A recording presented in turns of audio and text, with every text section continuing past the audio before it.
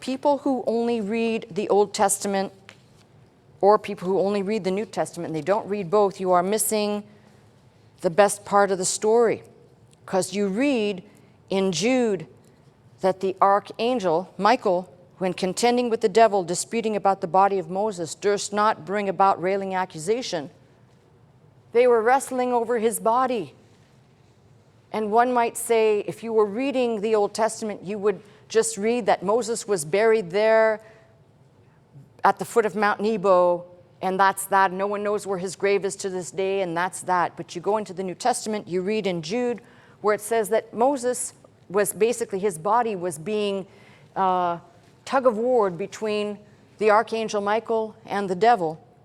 And if we didn't have the New Testament, we wouldn't know something more, which is at the Mount of Transfiguration, when Jesus takes his disciples up there, it says there appeared Moses and Elijah.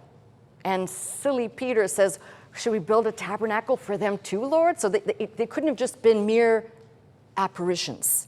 You know, to build a tabernacle for somebody means you've seen them in the flesh. So the beautiful story, if you're only reading the Old Testament, you think, well, you know, Moses was an obedient servant for the most part. He did all this stuff. He put up with all this stuff for 40 years, and this is how God rewarded him? No, thank you.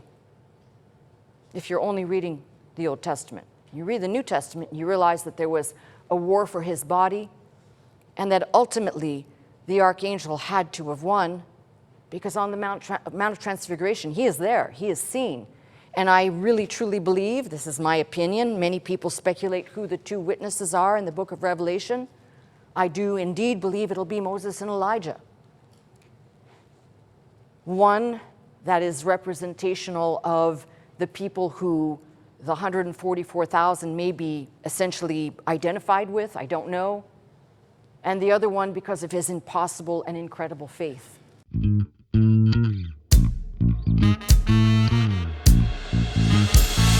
To this house, magnify the Lord, lift up holy hands, our hearts in one accord, worship and bow down before